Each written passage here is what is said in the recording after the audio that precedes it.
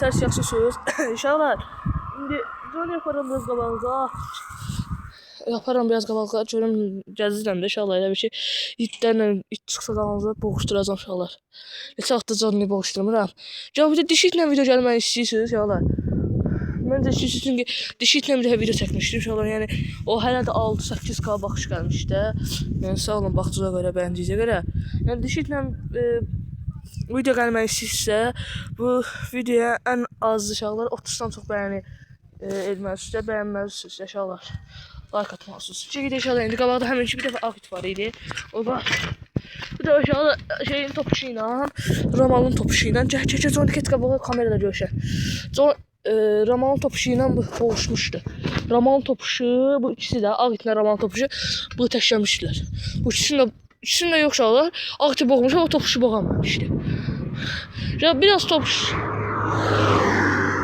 Gel. Her yer maşın qaynır. Asfaltın qırağına belə çıxmaq olmur.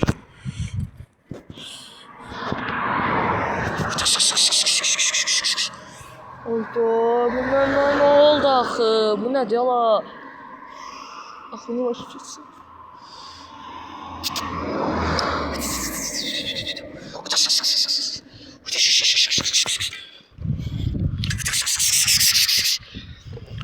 Abdul, ismi? Gəl bıraxaq da. Uşaqlar baxın, bu da ismili qardaşımın sinif yoldaşı. Dur burada. Dur burada. Lan gezirsən yanımda.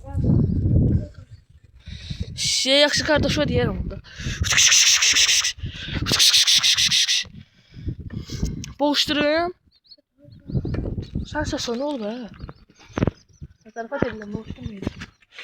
Ya da boğuşturmaq istəyirəm ama ya çünki boğuştursam inşallah necə deyim, videonu çəkəməyəcəm də yəni. Ona görə də boğuşturmuram çünki qaçır. Məndən qaçır inşallah, məndən qorxur. Olmasa mən bunu itdən qorxur. Johnny! Hadi burada. Əl verər mənə. Yəni rədd ol birsən deyirəm, sonra deyəm əl verər mənə.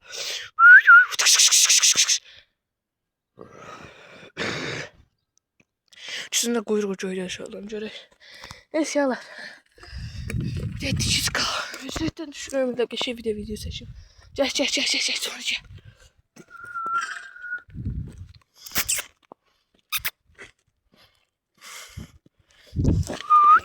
Keç qabaqma Johnny, keç. Keç qabaqma.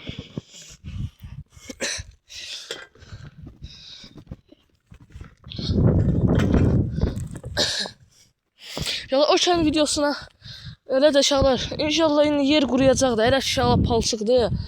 Bu video gün çıxıb. Yer quruyan kimi uşaqlar. İndi gələn həftə 6-cı gün demişdim sizə. Aparacağam uşaqlar. İnşallah bir dəqiqə şey like eləyərsiniz. Altdan da abunə olarsınız bu videoya.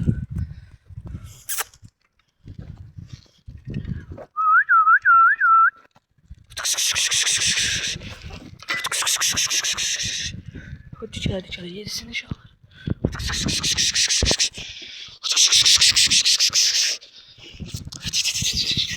Valla bir yağa getirmedim, yadımdan çıktı. O da ya, yuvasında uzanmıştı. Yuvası yok damımızda. Johnny yuvasında uzanırdı o da. Roblox'a mənim tümdə elə saxlayıram inşallah. Yəni şəxsi, yəni rəsmi olaraq mənim tümdə də. İnşallah neysə, sağ olun, salamat qalın.